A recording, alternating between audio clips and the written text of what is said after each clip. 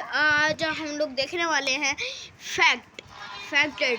तो कुछ लोगों के कमेंट आते हैं, मतलब कुछ सब्सक्राइबर्स ऐसे भी हैं जो मेरे जानने वाले हैं, तो उनके कमेंट आते हैं कुछ फैक्ट जैसा बनाओ।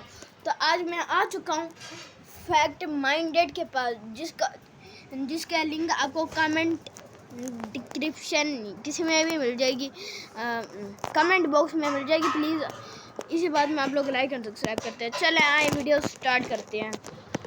स्टारबक्स के लोगो पर ये लड़की नहीं बल्कि एक शैतानी जलपरी है। पार्ले जी बिस्किट्स पर ये लड़की कौन है? स्टारबक्स के लोगो पर ये लड़की नहीं बल्कि एक शैतानी जलपरी है। कैसे इस अमूल अबे स्टारबक्स वाले हरामी कर रहे हैं हमारे साथ। ने अपने कॉम्पिटिटर को खत्म कर दिया था। क्यों KFC के मालिक ने KFC पर ही केस कर दिया? और क्यों इस मिस्टीरियस गाइस ये जो KFC से मुझे एक चीज याद आई, KFC ना इंसानों को मार के वो करते हैं, इंसानों को मार के उनका गोश्त है वो कुछ बनाते हैं, बर्गर वगैरह।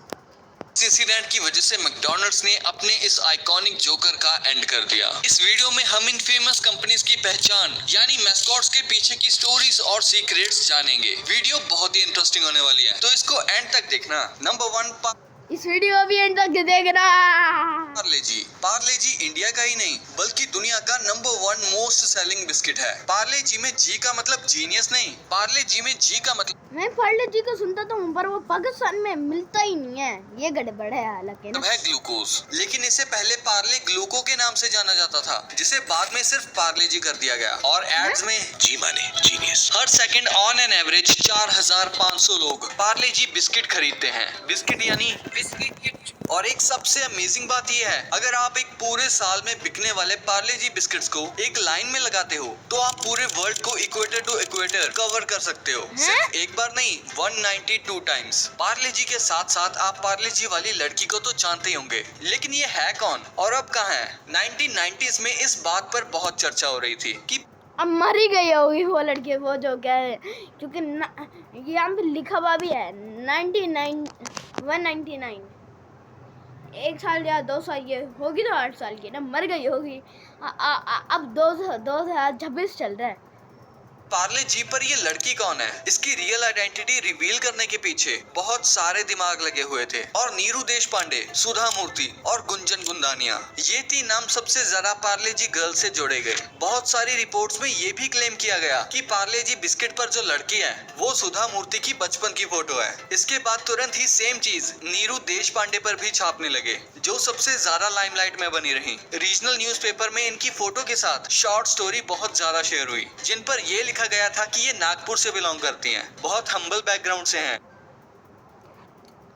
वाह यार, ये पार्ले जी का खत्म भी होता। दो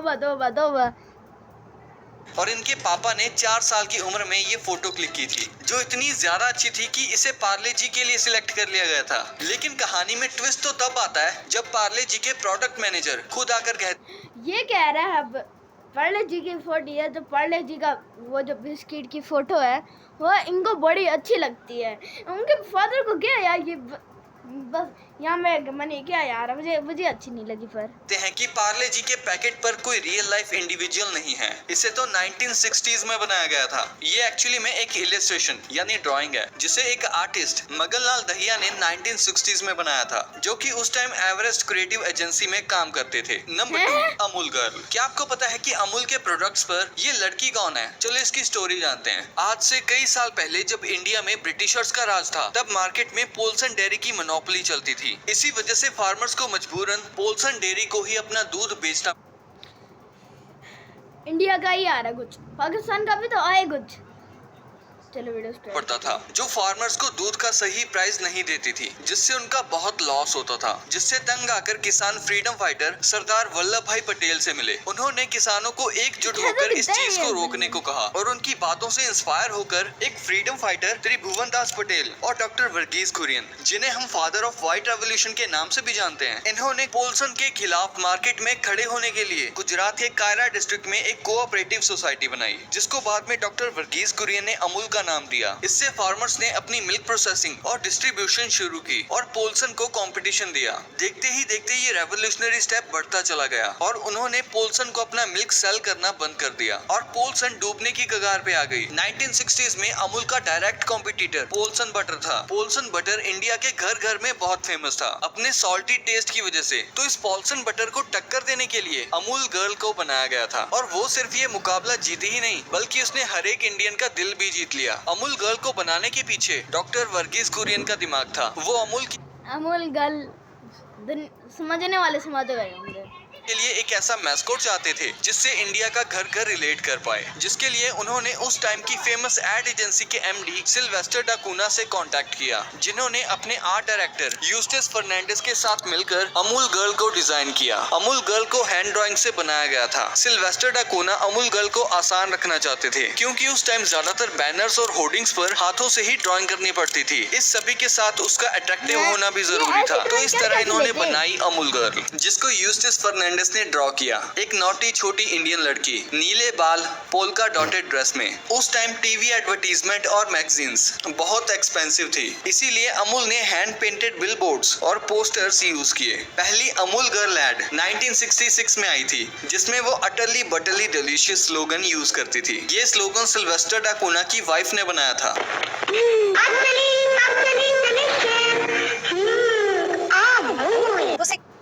Quer criar um jogo, mas programar é muito difícil e frustrante? A Interaço em A transforma sua ideia em um jogo real em apenas tudo agora é super simples com apenas um prompt. Um mundo 3D cheio de efeitos insanos ganha vida. सारा मजा खराब कर दिया इस add ने।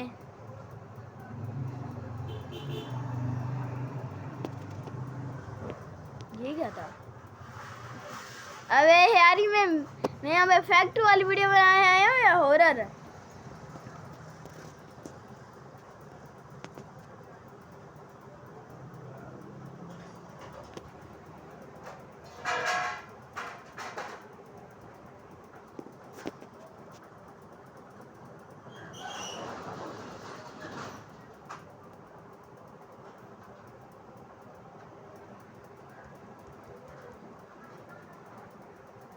ये क्या हो गया?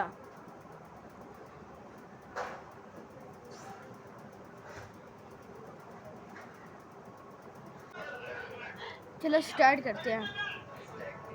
गई। अमूल की ताकत पहले किसान थे, इसीलिए आज तक इस कंपनी ने शेयर मार्केट में लिस्टिंग नहीं की है, क्योंकि अगर कंपनी कॉर्पोरेट वर्ल्ड में घुस जाएगी तो उस पर से किसानों का हक चला जाएगा। इसीलिए अमूल्य वर्ड से इंस्पायर्ड अमूल यानी आनंद मिल्क यूनियंस लिमिटेड आज तक किसानों के साथ जुड़ा हुआ है। आज के समय में अमूल को भारत के 36 लाख किसान और 18 मिल्क यूनियंस मिलकर चलाते हैं और इन सब की मार्केट शेयर में बराबरी की हिस्सेदारी है। नंबर 3 एमडीएच यानी कि महाशय दी हड्डी। एमडीएच की शुरुआत महाशय चुन्नीलाल गुलाटी ने 1919 में सियालकोट में की थी, जो उस समय ब्रिटिश इंडिया पाकिस्तान के पंजाब में था। पार्टीशन के बाद चुन्नीलाल गुलाटी के बेटे धर्मपाल गुलाटी, जिन्हें आप एमडीएच वाले चचा के नाम से भी जानते हो, वो दिल्ली आ गए। धर्मपाल जी जो पहले पाकिस्तान में मसालों की शॉप चलाते थे, सिर्फ 1500 रुपए के साथ रिफ्यूजी बनकर आए थे। उन्होंने 650 रुपए में टांगा खरीदा, लेकिन सफिशिएंट इनकम ना होने की वजह से उन्होंने वो टांगा बेच दिया और मसाले का बिजनेस शुरू किया। धर्मपाल जी ने यहाँ 1948 में करोल बाग में छोटी सी मसालों की दुकान खोली और अपने काम को एक्सपेंड करना शुरू कर दिया। उन्होंने एक्सीलेंट क्वालिटी के मसाले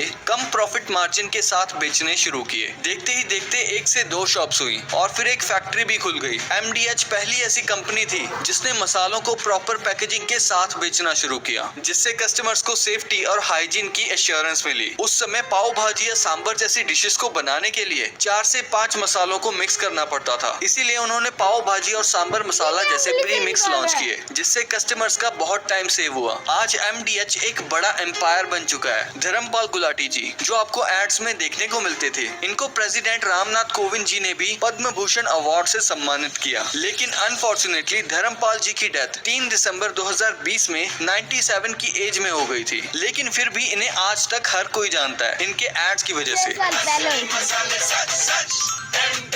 नंबर 4 KFC। KFC यानी केंटकी फ्राइड चिकन। इसका नाम तो आपने सुना ही होगा या कभी KFC गए भी होंगे खाने पीने। KFC की शुरुआत कर्नल हार्लैंड सैंडर्स ने की थी, जिनको बचपन से ही खाना बनाने का बहुत शौक था, पर उनका जीवन इतना भी आसान नहीं था। 5 साल की उम्र में पिता की मौत, 7 साल की एज में घर की जिम्मेदारी, शादी के बाद डिवोर्स और 10 से भी ज्यादा बिजनेस फेल होने के बाद सैंडर्स ने एक गैस स्टेशन खोला। वहां आने वाले कस्टमर्स के लिए खाने का ऑप्शन ना होने की वजह से उन्होंने एक छोटा सा रेस्टोरेंट स्टार्ट किया, जहां उनके फ्राइड चिकन की टेस्टी रेसिपी लोगों को इतनी पसंद आई कि रेस्टोरेंट का प्रॉफिट गैस स्टेशन से भी ज्यादा होने लगा। पर हाईवे बनने की वजह से उन्हें अपना काम बंद करना पड़ा। लेकिन अब कर्नल पिछले 10 फेल बिजनेसेस की तरह इस बार हारने को तैयार नहीं थे, इसीलिए वो अपनी यूनिक फ्राइड चिकन रेसिपी को लेकर हजारों रेस्टोरेंट्स के चक्कर लगाने निकल पड़े। आखिर एक कंपनी को उनकी रेसिपी पसंद आई और 65 की एज में कर्नल सैंडर्स KFC के मालिक बन गए। KFC की पहली ब्रांच 1952 में यूटा में खुली थी और धीरे धीरे KFC इतना ज्यादा पॉपुलर होने लगा कि उसके बहुत सारे रेस्टोरेंट्स खुलने लगे। लेकिन इतनी ज्यादा ब्रांचेस को मैनेज करना कर्नल सैंडर्स के लिए मुश्किल हो गया था,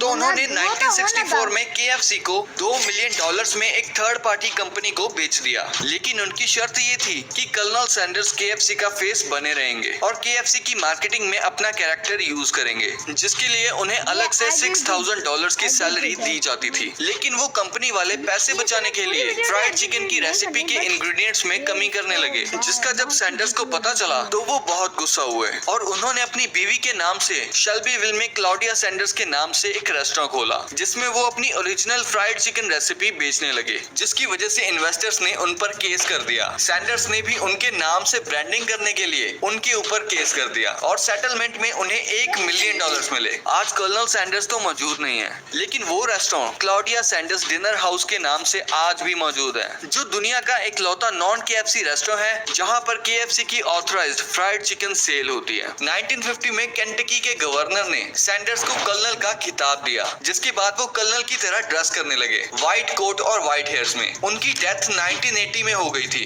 लेकिन उनका आइकॉनिक लुक आज भी KFC के एडवर्टीजमेंट्स में दिखता है। आज हम 118 से भी ज्यादा देशों में KFC के रेस्टोरेंट्स को देख सकते हैं। जिंदगी के स्टार्टिंग फेज में हारे हुए कर्नल आखिरकार जिंदगी की रेस में जीत ही गए और इसी जीत ये KFC की बात कर रहे हैं ना, तो KFC फिलहाल मैंने देखा हुआ है, वो पर नहीं मैंने खाया है। उनके घर जब जाता हूँ ना तो KFC वाले रास्ते से ही जाता हूँ।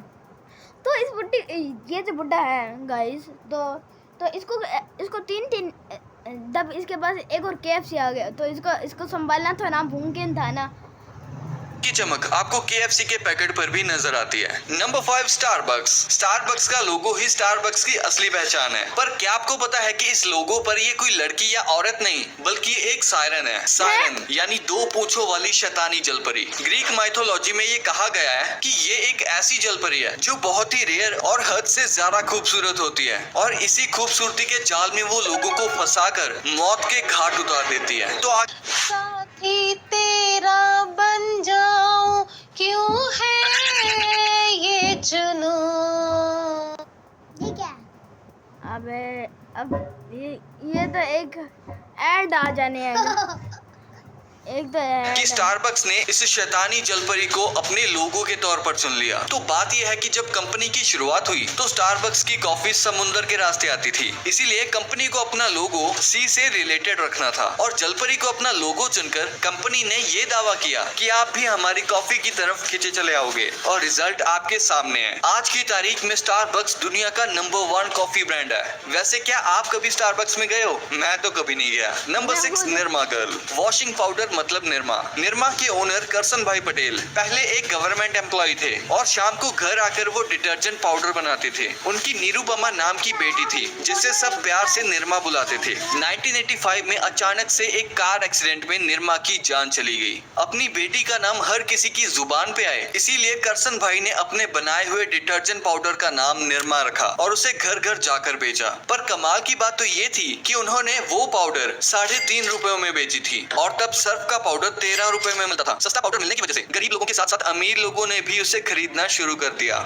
और ये पाउडर इतना फेमस हुआ कि आज भी हम वॉशिंग पाउडर कहें तो एक ही नाम आता है, निरमा। Number 7, McDonald's joker. क्या आपको मैकडॉनल्ड्स के इस जोकर का नाम पता है? 1960s में जब मैकडॉनल्ड्स का बिजनेस बहुत अच्छा चल रहा था तो उन्होंने मैकडॉनल्ड्स की मार्केटिंग के लिए एक मैस्कोट या सिंबल का सोचा जिसको वो बच्चों से रिलेटेड रखना चाहते थे। उन्होंने गोल्डस्टीन नाम की एक एडवर्टीजमेंट एजेंसी को ये काम दिया। अब क्योंकि बच्चों को कार्टून बहुत पसंद आते हैं तो उन्होंने एक हाथी वाला मैस्कोट सजेस्ट किया, बट मैकडॉनल्ड्स को कुछ इनोवेटिव चाहिए था। तब बहुत सोच विचार करके उन्होंने एक जोकर को मैस्कोट बनाया, लेकिन 2016 में कुछ मिस्टीरियस इंसिडेंट्स ने इस जोकर को एंड कर दिया। अगस्त 2016 में एक बच्चे ने पेड़ों में छिपे एक स्केरी क्लाउन को देखा जो डरावनी आवाजें निकाल रहा था। फिर लोगों को रोनाल्ड मैकडॉनल्ड जैसा एक स्केरी क्लाउन अपने घर के आसपास और खाली रोड्स पर नजर आने लगा जो क्रीपी सी स्माइल के साथ उनका पीछा करता था। इन क्लाउन्स की कॉस्ट्यूम पहनकर किडनैपिंग्स और मर्डर्स करने लगे। इन इंसिडेंट्स की वजह से लोग क्लाउन्स और जोकर से इतना डरने लगे कि वो रोनाल्ड मैकडॉनल्ड को भी क्रीपी समझने लगे। नेचुरली मैकडॉनल्ड्स नहीं चाहता था कि लोग क्लाउन्स को उनके ब्रांड के साथ एसोसिएट करें, इसलिए उन्होंने अमेरिका में अपने इस क्लाउन को यूज करना बंद कर दिया। तो दोस्तों ये थी इन फेमस कंपनीज के मैस्कॉट्स। कुत्ते एक दूसरे का बम क्यों सूंघते हैं? ऑक्टोपस की ऐसी क्या मजबूरी? तो गाइस आज के लिए इतना ही, तब तक के लिए बाय बाय। अब हम लोग मिलते हैं पार्ट 2 में। ओके, अल्लाह हाफिज़, टेक केयर, अल्लाह हाफिज़, टेक केयर, बाय बाय।